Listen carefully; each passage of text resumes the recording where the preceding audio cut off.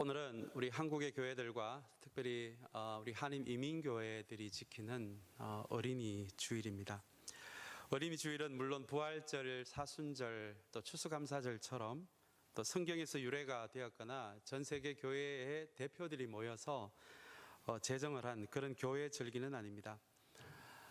우리 한국의 어린이날이 생기면서 자연스럽게 하나님 안에서의 어린이로서의 인격과 인권을 다시 한번 주님 안에서 기념하고 기억하자는 의미에서 생겨난 그런 절기입니다. 제가 어린이 주일 설교를 준비하면서 미국에도 어린이날이 있을까 한번 제가 조사를 해봤는데 특별히 미국에서 어린이날이라고 지키지는 않더라고요. 그래서 제가 아는 어떤 분들에게 왜 미국에는 어린이날이 없습니까? 라고 여쭤보니까 365일 전체가 어린이날이기 때문에 그렇게 특별히 날짜를 정해서 지키지는 않는다라는 그런 이야기를 들었습니다. 여러분들 잘 아시다시피 우리나라에서 이 어린이날을 처음 만드신 분은 아마 어릴 때부터 많이 들어오셨던 익숙한 이름일 것 같은데 소파 방정환 선생님입니다. 이분은 독립운동가셨습니다. 그 시대 우리 일제시대 때 무력항쟁으로 독립운동을 하신 분들도 있었지만 특별히 방정환 선생님은 문화운동으로 독립운동을 하신 분입니다. 특별히 독립운동의 차원에서 아이들과 여성의 인권을 위해서 많이 노력하신 분입니다. 특별히 대가족의 시대였으니까요. 그 시대에 특별히 여성들이 그 대가족을 위해서 음식을 준비하는 그 모든 수고를 기억하면서 여성들을 돕기 위해서 이제 앞으로 음식 준비는 이렇게 했으면 좋겠다. 그리고 집안의 구조를 여성들을 위해서 이렇게 바꾸었으면 좋겠다. 그렇게 여성들의 인권을 위해서 우리 일제시대 때부터 독립운동의 차원에서 노력을 하신 분이고요. 그리고 이어서 아이들을 위해서 1923년에 어린이날을 5월 1일이었던 걸로 제가 기억을 하고 있는데요. 그렇게 어린이날을 처음 제정하신 분이 바로 소파 방정환 선생님입니다.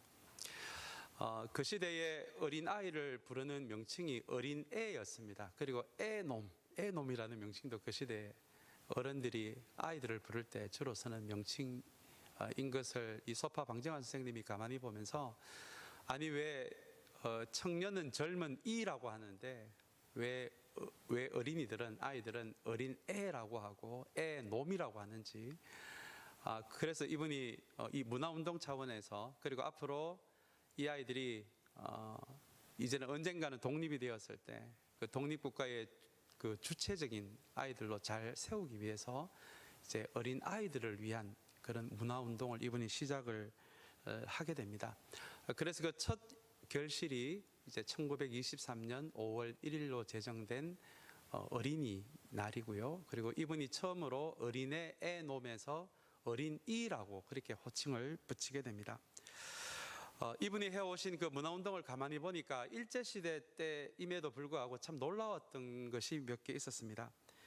어린이들의 그 세상을 보는 시각을 넓혀주기 위해서 전 세계 문학 작품을 소개를 하고요. 심지어 20개국 아이들을 모아서 이 미술 대회, 이 아트 콘테스트를 이분이 일제시대 때 우리나라 아이들을 위해서 이분이 열게 됩니다. 이 모든 작업들을 통해서 비록 식민지 시대에 살고 있지만 독립, 자유, 자주 이 세 가지의 정신을 아이들에게 어릴 때부터 가르쳐 주기 위해서 독립운동의 차원에서 이런 문화운동을 벌린 것이죠. 안타깝게도 이분이 만 31세에 세상을 떠나게 됩니다. 그 이분의 유언도 어린이들을 잘 부탁한다 라는 것이 그분의 마지막 유언일 정도로 그 시대 일제시대 때 어린아이들을 독립적인 인격과 인권으로 독립운동 차원에서 문화운동에 평생을 바치신 분이 바로 이 소파 방정환 선생님입니다. 지금 그분의 그 어린이날을 지정한 것이 계속 이어져서 우리 1927년에는 5월 첫째 주일로 어린이날이 제정이 됐다가 이제 해방이 되고 1946년 부터는 5월 5일이 지금 우리가 지키는 어린이날이 되었고요. 그거에 발맞추어서 제 기억으로 1956년쯤에도 우리 교회들도 5월 첫째 주일을 어린이 주일로 그렇게 지금까지 지키고 있습니다. 이 시대에 어린이날을 보내는 풍경이 아마 우리 한국과 이민사회가 비슷할 것 같아요.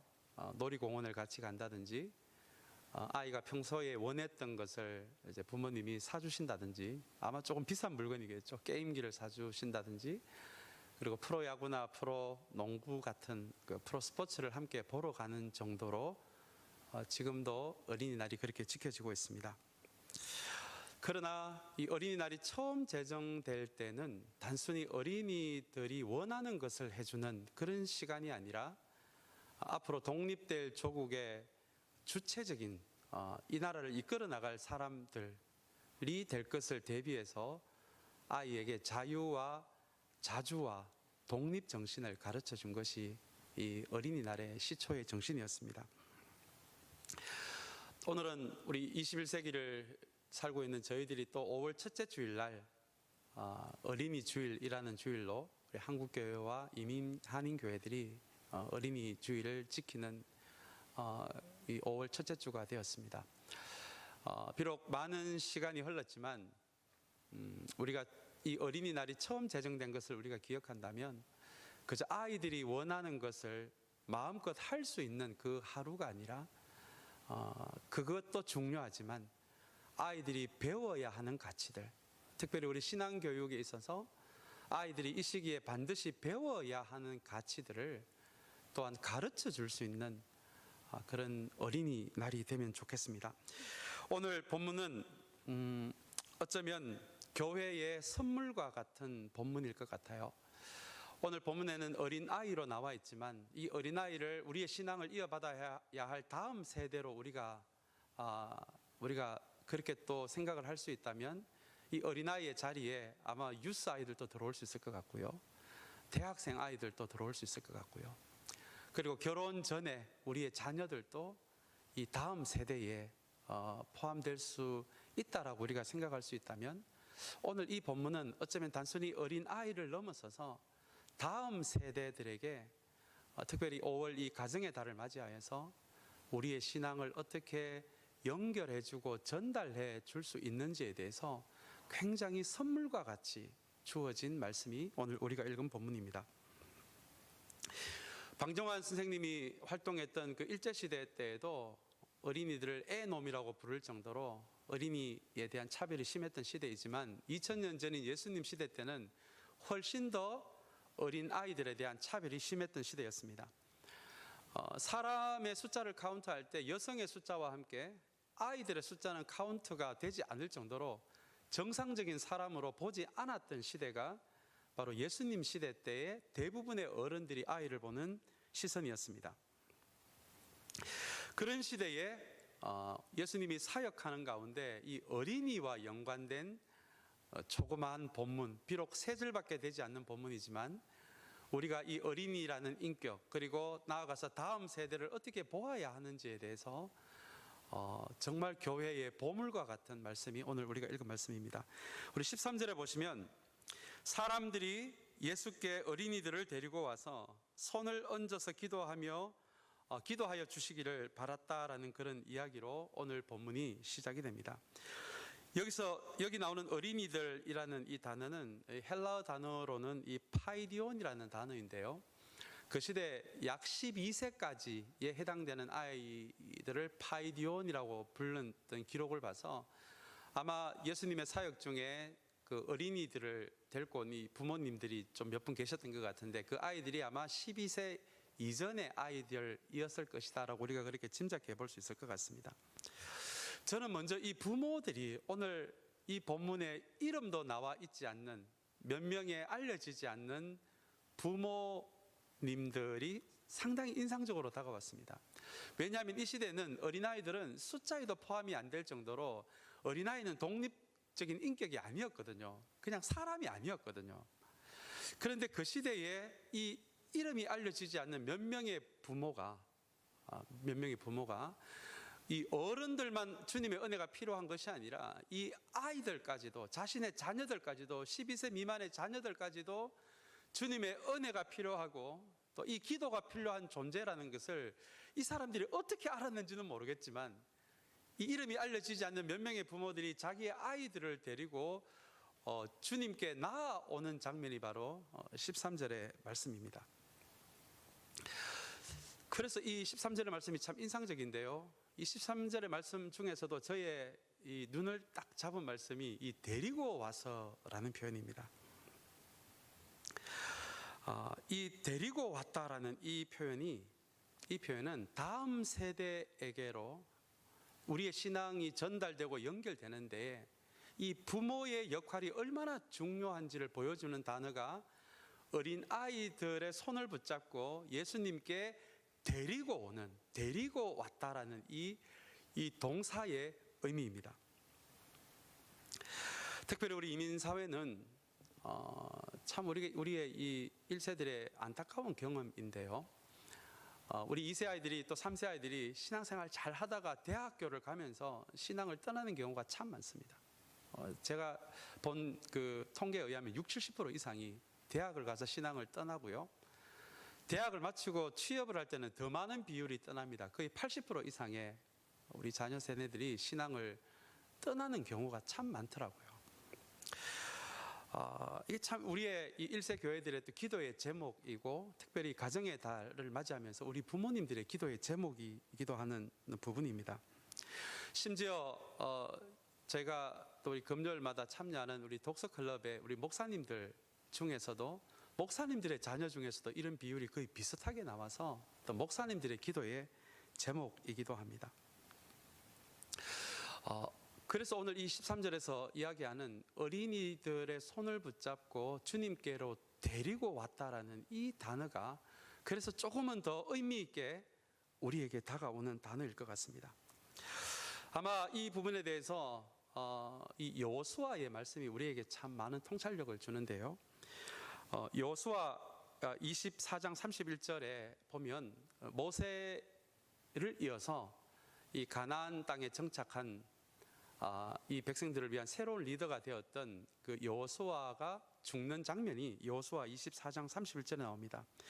여기에 어떤 말씀이 나오느냐 하면은 여호수아 24장 31절에요. 여호수아의 죽음 이후에 여호수아를 아는 장로들은 살아있는 동안 하나님을 섬겼다라는 말씀이 나옵니다.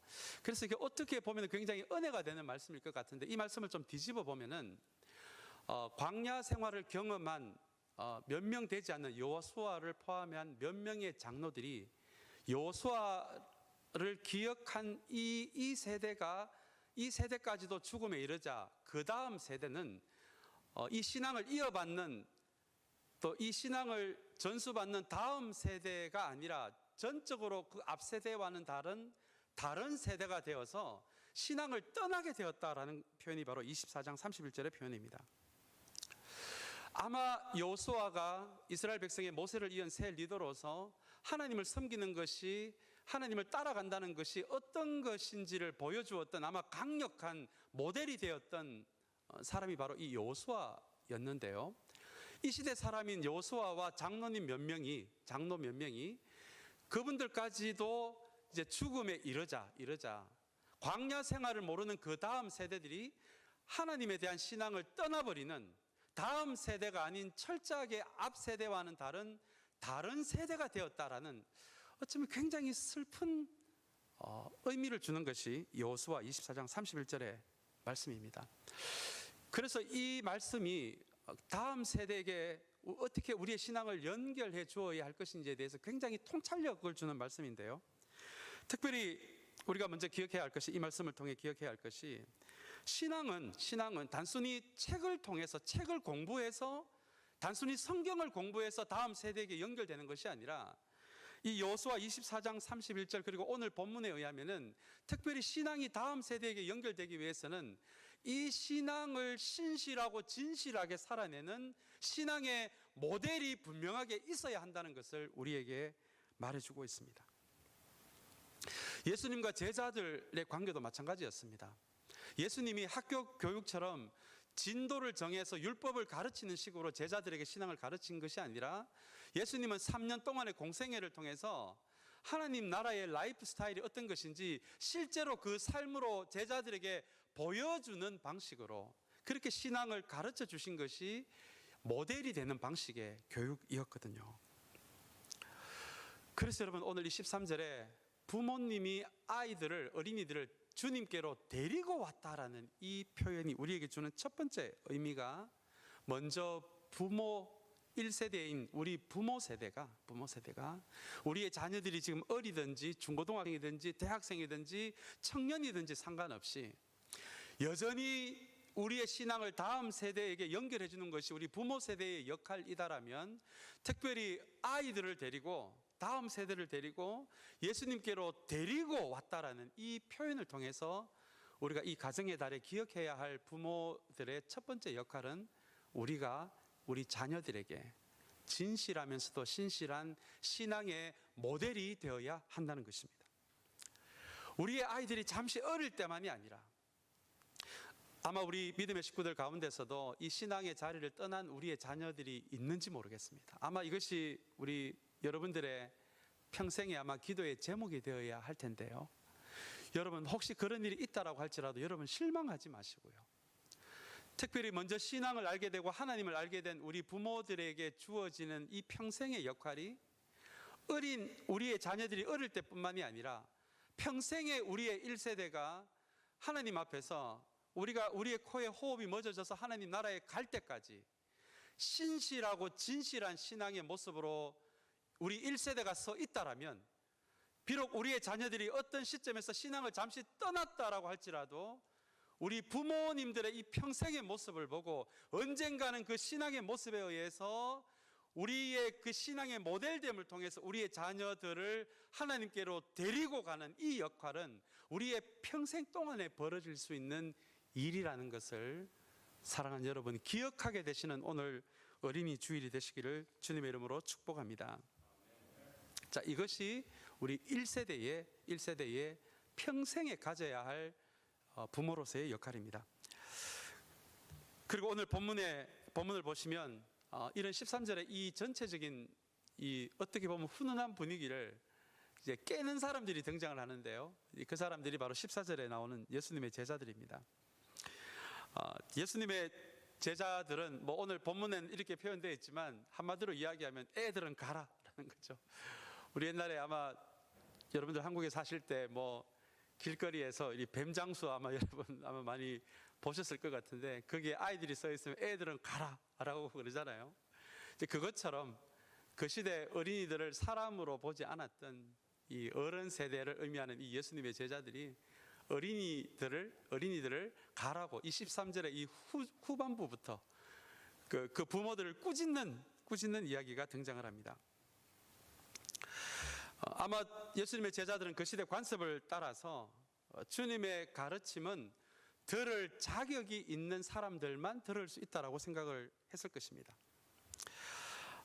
제대로 판단할 줄 알고 또 책임 있게 행동할 수 있는 사람들이 들을 수 있는 것이 주님의 말씀이라고 생각했을 것 같습니다. 그래서 어린아이처럼 수동적이고 의존적인 사람들, 그리고 더 나아가서 책임성이 없는 사람들, 그리고 누군가가 도와주지 않으면 아무것도 할 수 없는 사람들은 예수님의 말씀을 들어봤자 이 말씀대로 살 수도 없고 이 말씀을 올바르게 깊게 생각할 수도 없다라는 생각을 예수님의 제자들은 했을 것 같습니다. 어른들도 그런 사람들은 책임 있게 행동을 못하는데 어린 아이들이야 말할 것도 없죠. 그래서 주님이 진리에 대해서 가르치는 이 자리에 어린이가 와봐야 아무 소용이 없고 이것은 쓸데없는 짓이다라는 것을 그것이 아마 제자들의 생각이었을 것 같습니다. 그러나 여러분, 그럼에도 불구하고 오늘 본문이 주는 가장 강력한 메시지는 바로 이것입니다. 예수 그리스도의 은혜는 자발적인 사람들, 능동적인 사람들, 의존적이지 않는 주체적인 사람들에게만 흘러가는 것이 아니라 예수님의 은혜는 수동적인 사람들에게도, 의존적인 사람들에게도, 그리고 그것이 무엇인지도 모르는 사람들에게도, 그리고 부모님들이 데리고 와야 주님께로 올 수 있는 그 어린 아이들에게도, 심지어 우리가 조금 성인이 되어서도 지적으로 정서적으로 아픈 사람들이 우리 주변에 많이 있지 않습니까? 그 사람들에게도 주님의 은혜는 동일하게 흘러가야 한다라는 것이 오늘 주님께서 어린아이들을 통해서 우리에게 들려주고자 하는 메시지입니다. 그리고 이 흐름에서 24절에 주님께서 아주 선물과 같은 이야기를 하시는데요. 그 말씀이 바로 어린이들이 내게 오는 것을 허락하고 막지 말아라 라고 말씀을 하시고요. 그리고 하나님 나라는 이런 어린이들의 것이다라는 그 시대의 관점에서 봐서는 혁명과 같은 말씀을 14절에서 하십니다. 오늘 우리 14절의 말씀에서 참 중요한 단어가 이런이라는 단어입니다. 이런. 하늘나라는 이런 어린이들의 것이다 라는 단어 표현인데요. 영어 성경에 보니까 이런이 such로 되도록 such. 이 어린아이들을 포함해서 하나님 나라는 오늘 본문에는 하늘나라로 표현이 되어 있습니다만 하나님 나라는 이 어린아이들을 포함해서 어린이처럼 수동적인 사람들, 어린이처럼 의존적이고 존재감이 작은 사람들, 그리고 도움과 돌봄이 없는 사람들까지도 포함이 된 것이 오늘 14절에 말씀하시는 이런 어린이들 같은 이 서치라는 단어에 포함되어 있는 의미입니다. 여러분, 이게 무슨 말씀일까요? 오늘 주님은 주님께로 부모님의 손에 붙잡혀서 다가오는 이 어린아이들을 통해서 이 어린아이들을 하나님 나라와 연결을 해서 그리고 마침내는 이 하나님 나라가 주체적인 사람들, 혼자 무엇인가를 책임감 있게 해내는 사람들의 나라가 아니라 어쩌면 이 어린아이들과 같은 사람들의 나라다라고 이 어린아이를 통해서 하나님 나라가 어떤 사람들에게 활짝 열려있는 나라인지를 이 14절의 말씀에서 선포하신 말씀이 바로 여러분 14절의 말씀입니다. 여러분, 이 14절이 어떤 의미일까요? 이 말씀이 무슨 뜻일까요? 이 말씀은 하나님 나라는 세상에 대해서는 우리가 담대해야 하지만 하나님 앞에서는 작아지는 사람들의 나라다라는 의미입니다. 세상에 대해서는 당당해야 하지만 하나님 앞에서는 가난한 마음을 가진 사람들의 나라라는 것입니다. 세상의 가치에 의존되어 있는 사람이 아니라 우리가 비록 세상에 대해서는 당당하고 주체적인 사람이다라고 할지라도 하나님에게 대해서는 철저하게 의존되어 있는 사람들의 나라가 바로 이 하나님 나라라는 것입니다. 이렇게 부모가 데리고 와야 예수님께로 나아올 수 있는 이 어린아이를 통해서 주님은 오늘 놀랍게도 이 작은 자의 나라, 이 어린아이들과 같은 그런 의존적이고 수동적인 그런 마음을 하나님 앞에 가진 사람들에게 이 하나님 나라가 활짝 열려 있다라고 하는 어린이와 하나님 나라를 연결해서 하나님 나라를 가르쳐 주시는 것이 오늘 우리 본문이 우리에게 가르쳐 주고 있는 말씀입니다. 그리고 주님은 15절에 마지막으로 그 어린 아이들에게 손을 얹어 주시고 이제 그 자리를 떠나시는 장면으로 오늘 말씀이 매듭이 됩니다. 여러분, 한번 이 15절의 말씀을 한번 상상해 보시기를 바랍니다. 굉장히 아름다운 이미지예요. 그 시대에 독립된 인격으로 사람으로 취급받지 못했던 이 어린 아이들의 머리에 직접 손을 대셔서, 이게 안수죠. 손을 대셔서 심지어 기도까지 해주시고, 이게 안수기도입니다. 이제 안수기도까지 해주시고 이제 그 자리를 떠나시는 이 장면으로 오늘 말씀이 매듭이 되는데요. 여러분, 아마 이 부모의 이름과 이 아이의 이름이 성경은 소개하고 있지 않지만 저는 이 15절의 경험을 한 부모들과 아이들은 아마 그 경험을 평생 동안 못 잊었을 것 같아요. 이것이 부모와 아이가 주님 앞에서 굉장히 평생 잊지 못하는 이 퀄리티 있는 신앙의 경험이었을 것 같습니다. 제가 앞에서도 말씀드렸지만 우리의 신앙이 우리의 다음 세대에게 연결되는 거, 이거 여러분 너무너무 중요한, 우리가 반드시 1세대로서 해야 하는 이 부르심과 같은 일인데요. 이것이 앞에서 드린 말씀대로 이 신앙의 전달 교육에서 가장 중심인 사람은 여러분 목회자가 아닙니다. 이 부모님이에요. 아이들이 교회에 와서 사역자들을 만나는 시간은 일주일에 한 번이지만 이 부모님들과는 이게 한 주 내내 같이 있잖아요. 비록 대학교를 가서 가정을 떠났다라고 할지라도 여러분 계속 우리가 전화로 연결되어 있는, 부모님과 가장 연결이 되어 있는 사람들이 바로 우리의 자녀들입니다. 그래서 오늘 단순히 우리가 주일날 한번 데리고 와서 교회에 데리고 와서 우리가 예배를 한번 드렸다고 해서 신앙의 교육이 끝이 나는 것이 아니라 진짜 우리의 신앙을 다음 세대에게 연결해 줄 수 있는 가장 중요한 우리 핵심 원칙 중에 하나는 아이들과 우리의 자녀들과 부모가 주님 앞에서 정말 퀄리티 있는 신앙의 경험을 함께 하는 것입니다. 우리가 이 코로나 바이러스 이후에 우리가 교회가 이를 위해서도 우리가 마땅히 해야 될 일을 계획하고 해야 되겠지만, 사랑하는 여러분, 우리가 이 부모 세대로서 1세대로서 이것을 잊지 않는 저와 여러분들이 되시기를 바랍니다. 아이들을 그저 중고등부 교육부로 보내서 예배 한번 드린 것에서 신앙의 교육이 끝이 나는 것이 아니라 어쩌면 우리 홈리스를 섬기는 일들이 아마 언젠가는 우리 교회 공동체 안에서 벌어질 텐데요, 우리의 자녀 세대들과 함께 할 수가 있습니다.